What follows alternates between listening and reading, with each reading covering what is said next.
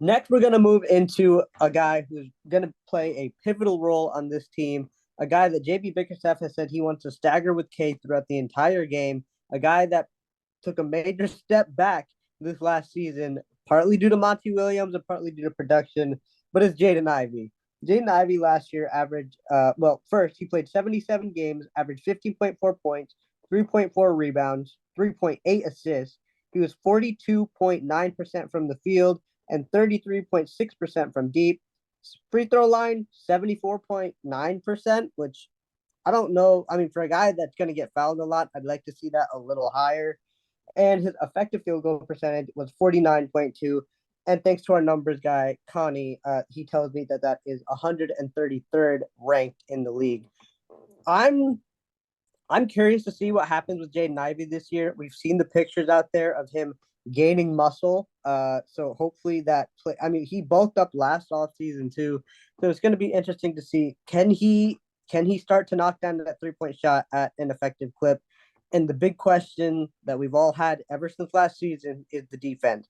Is he going to be able to be a defensive felt defensively, because if he's going to be out there with Cade and I don't know, maybe Malik Beasley, maybe Noah Sar Thompson, and who knows if Jalen Duren takes a leap with his rim protection. But Jaden Ivey is going to need to step up. Gabe, you're first on my screen and didn't really get a chance to talk a lot in the Cade segment. So tell me what you want to see from Jaden Ivey this upcoming season. I think the main thing, and I think we all agree, is we want to see some good basketball from Jaden Ivey. Mm-hmm. He's had all the flashes, he's had all the athletic plays. He needs to be consistent defensively, he needs to be consistent offensively, and actually be useful on the court um, over a consistent amount of games. And I think the best way to do that is to slow down on defense and just stay in front of his man more and not to do those stupid reach fouls that he loves to do. And on offense is just calm down and not force shots. I think it'll be much more important now, especially if Cade is still the guy running the show and we have actual spacing around him. There's no reason for him to take those like mid-range shots. There's no reason for him to pull those early threes. Not to say I don't want him taking those threes, because like we talked about with Cade, if you have Mitchell and Garland there in Cleveland, they're both hoisting threes, but it was always at a time where, you're not going to get a better shot than, let's say, an Ivy pull up three. And then it's the other thing, like the conversation I think still to be had is whether he's starting or not. I'm still in the camp that he is starting, but after doing my Malik Beasley research, I'm a little more in the Malik Beasley train. But like you said, the staggering super important just to have that ball handler on the court at all times.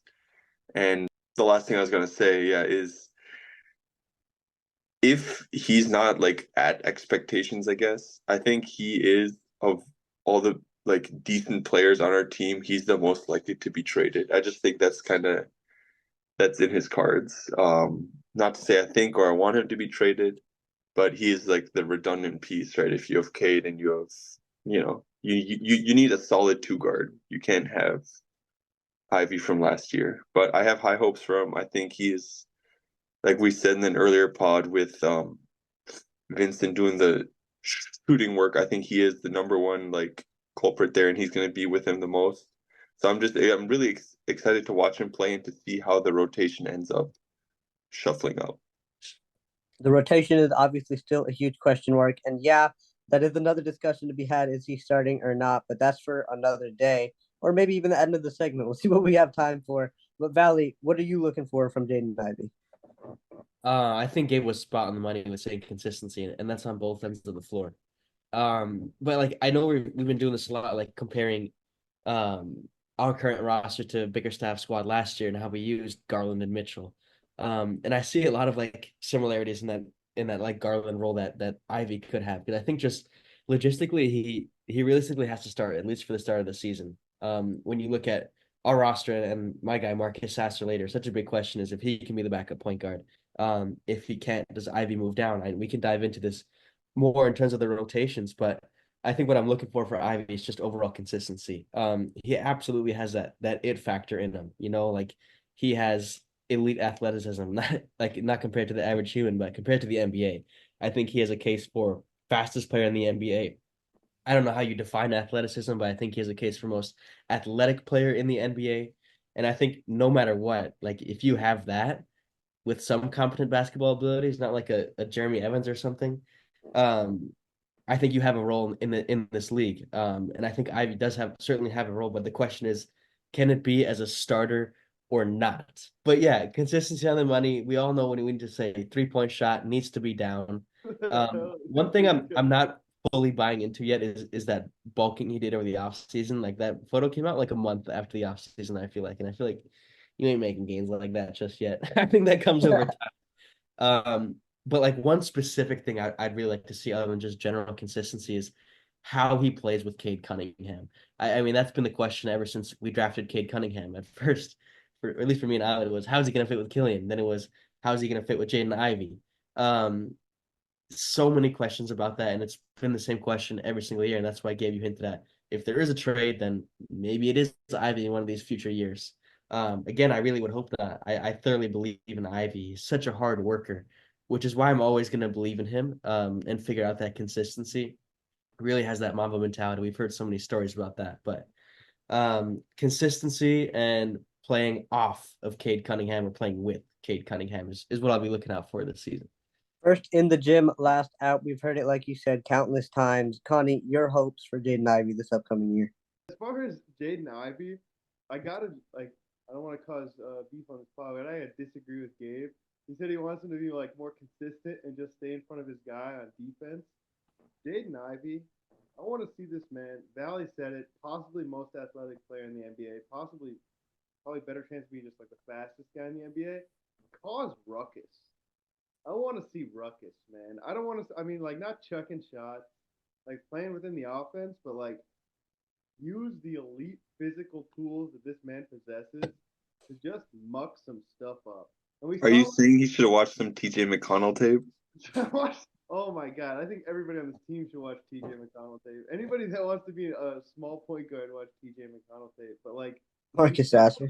I feel like really small bursts last year where he would make like some like really high energy defensive plays, and it would be like once or twice a game. And like, you guys remember what you guys know what I'm talking about?